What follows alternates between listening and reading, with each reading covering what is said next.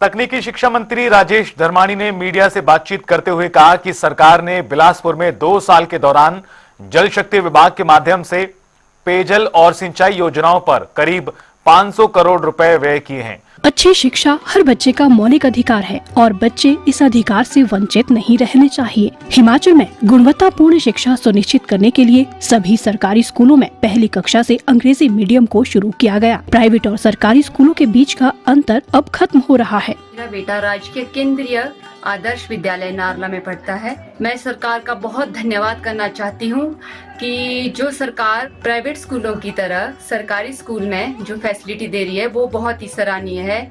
मेरा बेटा English medium में पढ़ रहा है और स्मार्ट क्लासेस में पढ़ाई करता है और इंफ्रास्ट्रक्चर भी बहुत अच्छा है एजुकेशन का, और टीचर का जो पढ़ाने का तरीका है वो भी प्राइवेट स्कूल की तरह ही है। शिक्षा के क्षेत्र में सरकार बहुत ही अच्छा कार्य कर रही है। इसके लिए मैं सरकार का बहुत बहुत धन्यवाद करती हूँ और माननीय हमारे मुख्यमंत्री श्री सुक्खू जी का भी बहुत बहुत धन्यवाद करती हूँ। हम अपने बच्चों को प्राइवेट स्कूल में नहीं भेजेंगे। पहले तो हमारे जैसी माताएं बहनें प्राइवेट स्कूलों में भेजती थी, पढ़ाती थी, ऐसे पैसा खर्च करती थी। तो अब मैं चाहती हूँ कि वो भी अपने बच्चों को सरकारी स्कूल में पढ़ाएं। प्रदेश सरकार ने जब से अंग्रेजी माध्यम की कक्षाएं चलाना शुरू की हैं, तब से हमें प्राइवेट विद्यालयों में जाने की आवश्यकता महसूस नहीं होती है, क्योंकि अब हमारे विद्यालय में मॉडर्न टेक्नोलॉजी के द्वारा शिक्षा प्रदान की जा रही है। क्लस्टर स्कूलों में बच्चों को मिल रही है वर्ल्ड क्लास सुविधाएं। बच्चे स्मार्ट क्लासरूम में इंटरैक्टिव तरीके से पढ़ाई कर रहे हैं। लाइब्रेरी से किताबों का ज्ञान और प्लेग्राउंड्स में खेलों के दांवपेच सीखकर बच्चों की हो रही है ओवरऑल डेवलपमेंट।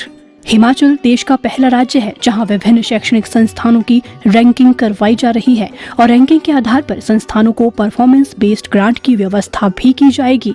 सभी महाविद्यालयों के प्रधानाचार्यों की वित्तीय और प्रशासनिक शक्तियां बढ़ाई जाएगी ताकि जरूरतमंद विद्यार्थियों को आवश्यक वित्तीय सहायता प्रदान की जा सके।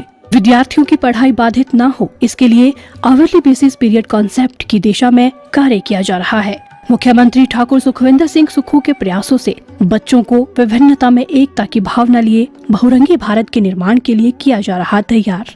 उन्होंने कहा कि इन योजनाओं से ग्रामीण और शहरी क्षेत्रों में जल आपूर्ति, सिंचाई और स्वच्छता में उल्लेखनीय सुधार हुआ है।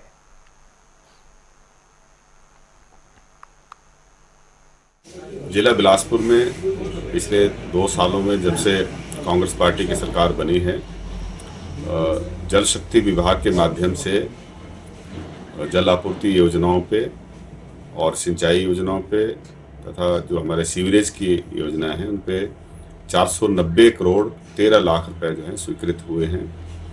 और जो निर्माणाधीन है स्कीमें, इसमें जो हमारे जल शक्ति विभाग है, नाबार्ड के तहत पैसे सैंक्शन हुए हैं, एडीबी के तहत हैं, स्टेट बजट में हैं, एससीडीपी में हैं और एएफडी के माध्यम से है सीवरेज की हमारे बिलासपुर की स्कीम, और शिवा प्रोजेक्ट में कुछ स्कीमें हैं। और इसके अतिरिक्त जल शक्ति जो हमारा जल जीवन मिशन है उसके तहत है। और ऐसी विभिन्न योजनाओं के माध्यम से जिला बिलासपुर में जहां पुरानी स्कीमें हैं उनको भी ऑगमेंट किया जा रहा है। जहां पानी की कमी नज़र आती थी उनको उनकी क्षमता बढ़ाकर जो है उन सभी बस्तियों में सुचारू रूप से पानी मिल सके, इसके तरफ भी काम किया जा रहा है। इसके अतिरिक्त जहां ज़रूरत होती है वहां पे बोरवेल भी लगाते हैं, लेकिन क्योंकि इसका दूरगामी असर ना हो, हमारा जो वाटर टेबल है लगातार नीचे ना जाए, ये भी ध्यान में रखना पड़ता है। और इसके अतिरिक्त सिंचाई की जो है हमने 8 करोड़ रुपए जो है सिंचाई की योजनाओं पे खर्च किया है। और 75 करोड़ की एक स्कीम जो है प्राइम मिनिस्टर किसान सिंचाई योजना के माध्यम से जो है वो हमने प्रदेश ने अप्रूव करके भारत सरकार को भेजी है, जिसमें हमारे बहुत सारे पंचायतें जो हैं कवर होंगी।